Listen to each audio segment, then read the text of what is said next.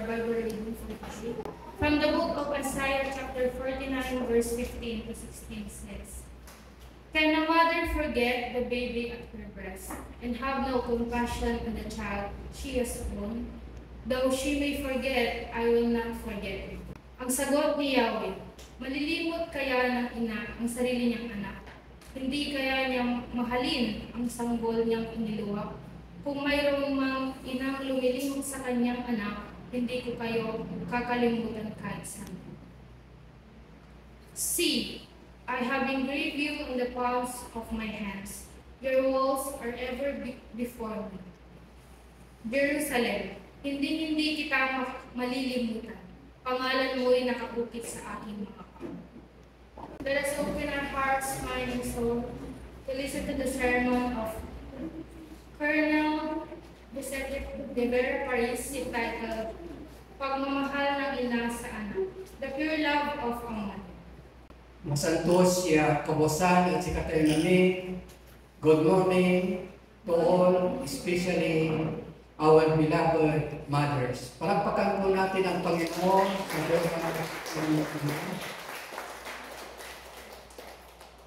Nakikita ko, ilan lang mga ina dito.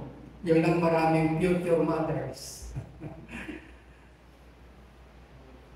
Manalangin tayo at madama ang presensya ng Diyos.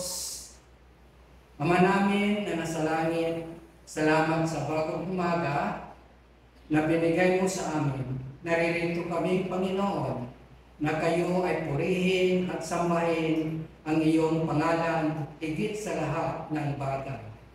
Ama, kami ay nagpapakumbabang lumalapit sa iyo, na kami ay patnubayan, gabayan, pagpalain at manguna sa aming pagsamba. Puspusuin mo kami ng iyong banal na Espiritu, Panginoon. Patuloy na maghari ka sa aming puso at isipan sa oras na ito at patawarin mo kami sa aming kasalanan. Sa pangalan ni Jesus. Amen. Ang pamagat ng aking sermon ay ang wagas na pagmamahal ng ina sa anak. The pure love of a mother for the child. Sa likod ng tagumpay ng isang bata ay naroon ang kanyang ina. Walang ibang pangarap ang isang ina kundi makitang masaya at matagumpay ang anak niya. Dahil ang tagumpay ng anak ay dumpleng tagumpay ng ina. Ulitin ko po, dahil ang tagumpay ng anak ay dumpleng tagumpay ng ina. Sa kabilang dako, sa likod ng pagkabigo ng isang bata, ay naroon ang ina na laging handang magbigay ng buong puso na suporta at kalinga. Gagawin ng isang ina ang lahat ng paraan para sa kabutihan ng kanyang mga anak.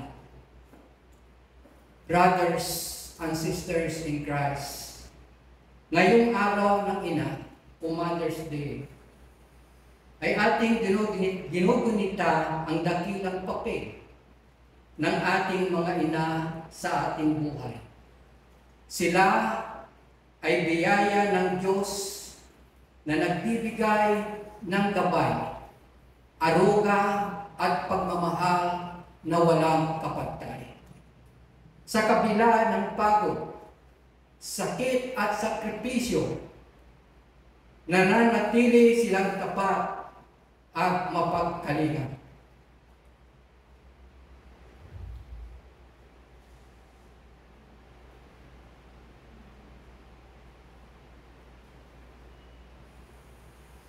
Ang pagmamahal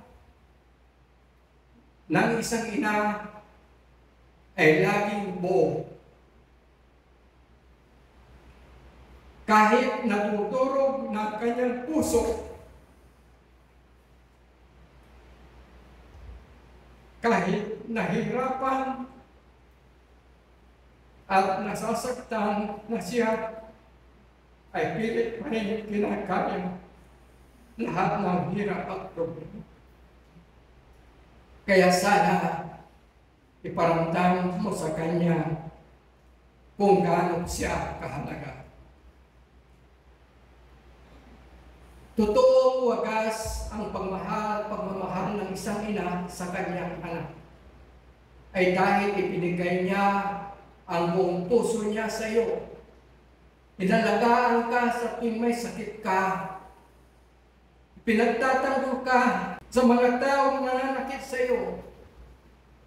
Pinag-aaral ka. Tinutulungan ka sa mga problema mo. At higit sa lahat, ay masasandalan mo sa tuwing may problema ka o malungkot ka. Ang ina ay tanglaw at nagbibigay ng liwanag sa bawat tahanan. Ang pagiging ina ay walang hanggang responsibilidad habang sila ay nabubuhay. Bukod tangi ang kanilang pag-aaruga at sakripisyo para sa kanilang pamilya. Alam natin na ang anak ay hindi mabubuhay na wala ang ina. Siyam na buwan sa sinapupunan, magkasama lagi simula panoong nasa tiyan. Paglabas ng kanyang anak, ay inalagaan kagad ng nanay at siya ay pinapasuso. Ito ay isang likas na paraan ng pakikipag-usap ng mga ina sa anak. Ang 5 pandama, tulad ng paningin, pandinig, panlasa, pag-amoy at pansala ng nanay at bata ay nagkakatakpo at sabay nitong na-eksperyensya. Ang ina ay tunay na mapagmahal sa anak at ito'y sinusuklian ng ngiti ng bata ng buong pagmamahal. Sabi nga nila, walang nakakatiis na magulang sa anak, lalo na ang ina. Lahat ng paraan ay gagawin ng ina para sa kanyang anak. Ang gabi ay ginagawang araw upang mapag-aral at may tawid sa magandang kinabukasan.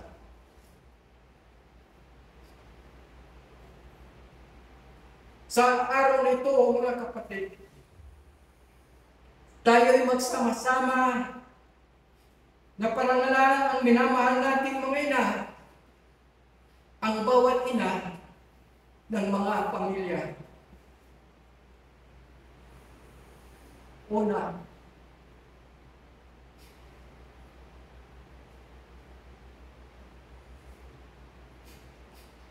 parangalan natin sila dahil sa kanilang pagmamahal. May maaari bang magmahal ng higit sa isang ina?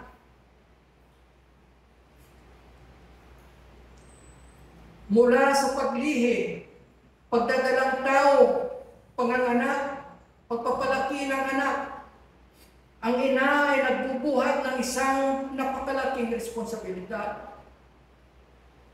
Ang lahat na ito ay ginagawa niya hindi lamang bilang isang tungkulin, kundi bunga ng pagmamahal sa kanyang supling. Ang bawat nanay ay sipol ng pagmamahal sa kanyang pamilya.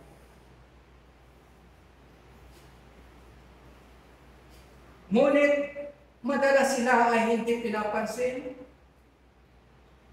Hindi sila napapasalamatan ng kanilang asawa at ng mga anak. Madalas pa nga mapintasan dahil kulang sa alak ang niluto. O kaya hindi sila makapaglaba agad ng uniforme ng anak na nag-aaral. Kung minsan sila ay madalas namumuhay na parang katulong. Kung hindi mga litin,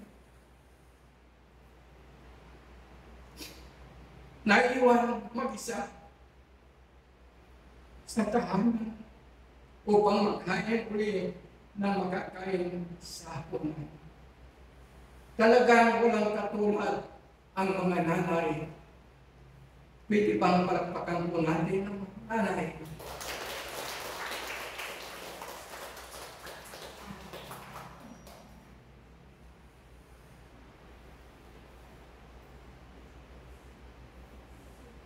Pasensya lang talaga ako kay Ken. Pangalawa, parangalan natin sila sa tindi ng kanilang impluensya sa buhay ng kanilang mga anak. Alam ba ninyo na si Tomas Edison ay hindi tinanggap sa paaralan noong siya ay bata pa? Ganito po ang kwento. Isang araw ay dumating si Tomas mula sa eskwelahang pinapasukan na may bitbit na liham mula sa kanyang guro. Binuksan kaagad ng kanyang ina ang liham. Saglit na natigilan ang ina. Napansin iyon ni Tomas. Nahalata rin siya na may luhang tumulo sa mata ng ina. Pero agad itong pinahid. Nanay, bakit ano po ang sinasabi ng aking guro? Sabi ng iyong guro, huwag na raw kitang papasukin sa iyong eskwelahan. Dahil sa sobrang talino mo, ay wala silang maituro sa iyo. Simula ngayon, sabi ni ina ni Tomas, ako na ang magiging guro mo. Ako ay hindi maubusan ng ituturo sa iyo. Lumipas ang mahabang panahon. Lumaki si Tomas na malaki ang paniniwalang matalino nga siya. Ang paniniwalang ito sa sarili ang nag-akay sa kanya upang imbentuhin ang bumbilya, telegraph, phonograph, at maraming pang gamit sa tahanan. Dumating ang araw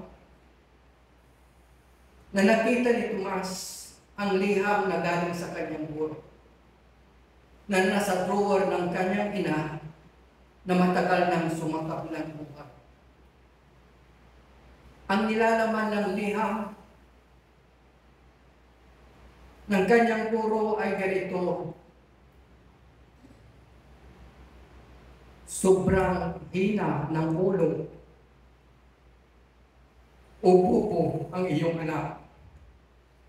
Huwag na ninyong papasukin sa eskwelahan simula bukas. Wala siyang pag-asa. Sumampulat kay Tomas Edison ang katotohanan inilihim ng kanyang ina sa kanya. Noon niya naalala kung bakit lumuha ang kanyang ina pagkabasa ng sulat. Hindi napigilan ni Tomas na umiyak ng malakas. Tunay na matindi ang impluensya ng ina ni Tomas na nag-akyat sa kanya patungo sa tagumpay. Lumaki si Tomas Edison na may paniniwalang sobra ang talino niya. Mga kapatid, kung ano tayo ngayon ay utang natin sa ating mga nanay. Pangatlo, parangalan natin sila dahil ang ina ay ilaw ng ating tahanan. May kasabihan ang mga Hudyo, sabi nila, ang naulila sa tatay ay naulila sa ama. Ngunit ang naulila sa nanay ay para na rin ulilang lubos. At ang buong pamilya ay umaasa sa patnubay at gabay ng nanay hanggang sa paglaki ng mga anak. Ang nanay ay bumabalanse sa lakas at disiplina ng mga tatay. Habang ang mga tatay ay nagtatrabaho, ang mga nanay ay nag-aaruga sa mga anak, nag-aayos ng mga material at emosyonal na pangangailangan ng mga anak. Napakadilim ng isang tahanan, walang ina. Ang mga magulang na pinaghuhugutan ng lakas ng loob ng mga anak. Ngunit marami ang mga kabataan na hindi nila nakakasama ang kanilang mga magulang. Ang mga kabataan ay nagsisikap makita ang pamilya sa pamamagitan ng kanilang barkada. Ngunit walang maaaring maging kapalit ang mga magulang. Ang bawat ina ay regalo ng Diyos sa mundo. At sa buhay ng bawat isa sa atin ay parangalan natin sila at pasalamatan. Brothers and sisters in Christ,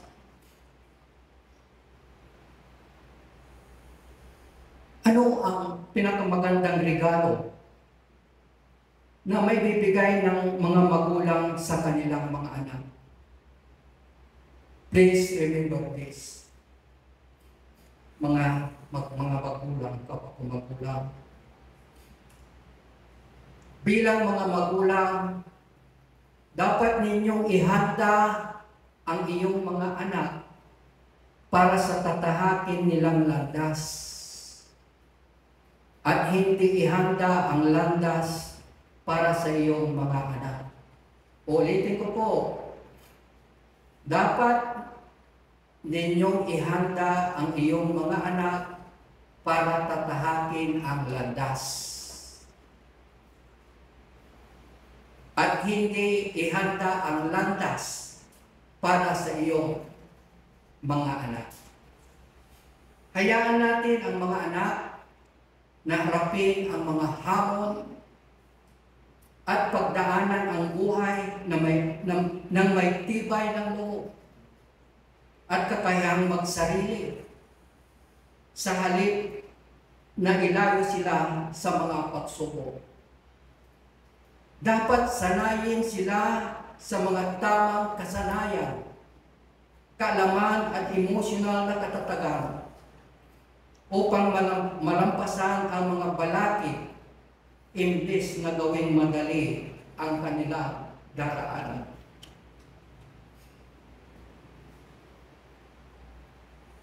Ang wagas na pagmamahal ng ina ay refleksyon ng pagmamahal ng Diyos.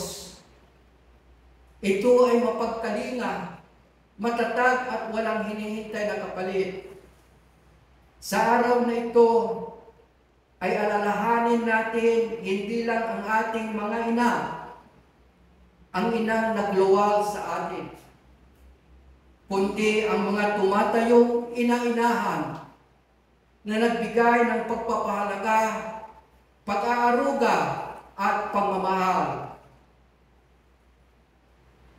Hindi sapat ang isang araw upang ipagmalaki at ipagpasalamat ang lahat ng pagmamahal at sakripisyo ng bawat ina.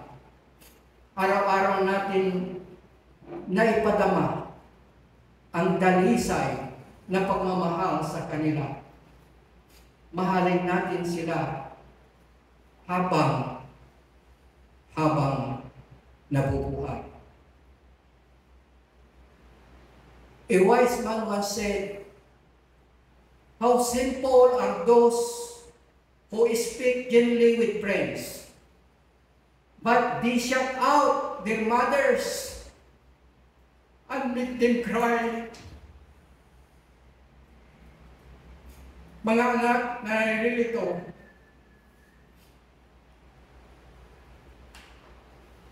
paiyakin mo lang ang ibang tao. Wag na wag lang ang iyong nanay. Kasalanan. Yan, pakisin nyo ray, ating nyo, alay laglagsay nanay nyo. I would like to repeat the saying, how simple are those who speak gently with praise, but they shout out their mothers and make them cry. As I said, sa ibang ko, payakin mo lang ang ibang tao, huwag na huwag lang ang iyong nanay.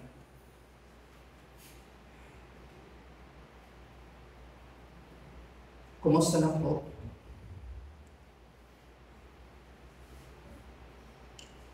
Bago ako magtapos, mga kapatid sa Panginoon, pipigara mo kami ng mga Kristiyan.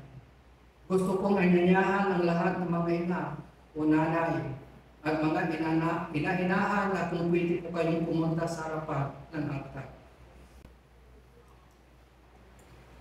Panginoong Hesus, sa araw pong ito ng Mother's Day, ay aming itinataas sa iyo ang aming mga nanay, biyanan, mga taong tumatayo at tumatayong ina sa mga batang hindi nila katuto na nagsilbing ina sa panahon ng pangangailangan. Pagpalain po sana ninyo sila at pagkaluban ng mabuting kalusugan at mahabang buhay. Ilayo ninyo po sila sa lahat ng mga kapamakan at karamdaman. Maging maligaya nawa po sila sa bawat oras ng kanilang buhay. Tulungan at turuan ninyo kaming mga anak na suklian ang kanilang wagas na pagmamahal. Ito ay aming hinihiling sa matamis na pangalan ni Jesucristo. Amen. At maraming salamat sa inyong lahat dahil pinagdiriwang natin ang Mother's Day. Inaasahan ko po na ang mensahe ng Panginoon sa bawat isa sa atin, lalong-lalo sa mga magulang, mga anak, ay magsilbing inspirasyon at huwag nating kaligtaan na araw-araw natin pasalamatan ang ating mga ina. Salamat sa inyong lahat. Good morning. God bless us all.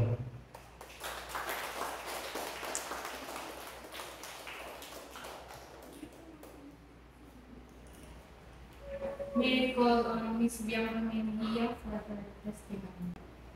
So, blessed Sunday po sa ating lahat. So, today po, I want to share my testimony to all of you. Gusto ko lang po i-share yung kung paano po pumilos si Lord sa buhay ko sa kabila po ng mga pagsubok na, especially over the past few years. So, growing up, my family and I always attend here Iloy and sit together. So, sa mga hindi po nakakaalam, umattend na po ako dito sa church before with my family po. So, it was a place of love and I felt connected to God in a way that filled my heart with joy. However, in 2018, my family moved to a new neighborhood which was quite far from our beloved church. At first, I was worried about how this move would affect my relationship with God and my ability to worship regularly. So, 2018 po kami umalis po ng Luca at lumipat po na ibang bahay, which is sa Bunuan na po kami ngayon. So after po namin umalis, to be honest, nahirapan po ako na that time kasi madami po pumapasok sa isip ko na what if hindi na po ako makaten, what if hindi na po ako makabalik dito sa church. And after din po nang lumipat kami ng bahay, nag-decide din po yung family ko na umattend po ng ibang church, which is sa may Jesus Brethren Keeper po, dun sa may taas po ng YNCA. So doon po sila pupunta ngayon.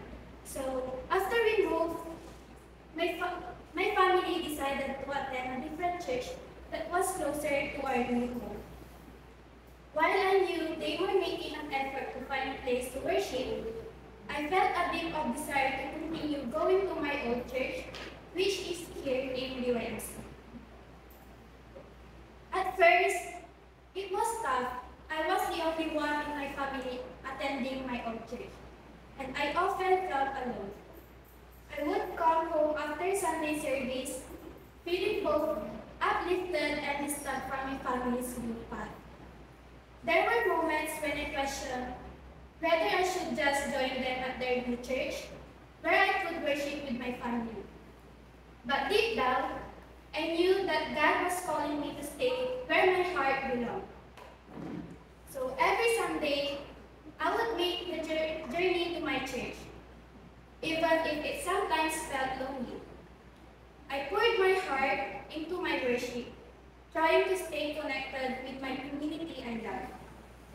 It was not easy being the only one, but I realized that my relationship with God is deeply personal and can't be defined by the company I keep in worship. While I miss my family during those times, I found new opportunities for growth in my faith. I began to volunteer more, help with Sunday school, being part of praise and worship team, and even join fellowship and cell groups. So today, I want to thank Micaela and her family, of course, as they are the reason I am here. They are the one who invited us to attend here in the UNC. And I'm happy because from the beginning until now, we have been still worshiping God together. And also I want to thank the Ruarig's family po. Every time po na may mga special event, kapag may mga evangelical service, they are offering me a safe place to stay po. Pag-alam po nila, late na po ako umuwi. So, I met people who, like me, were dedicated to their faith and were also seeking a deeper connection to God. The experience taught me that worship is not just being a crowded room, but about engaging with God genuinely, wherever I might be. Through this journey, I learned the importance of perseverance in faith. I know that my devotion to God can stand firm, even if it feels like I am walking a different path than my family. I continue to pray for them and find comfort in knowing that we all share a love for God, even if it's expressed in different ways. Today, I am grateful for the strength I've gained, and I have a deeper understanding of what it means to be steadfast in faith. I encourage everyone who feels isolated or alone in their worship to remain true to their calling. God has a plan, and sometimes the journey itself is where we find our purpose. I hope it inspires you to stay committed to your faith, no matter how challenging the path is.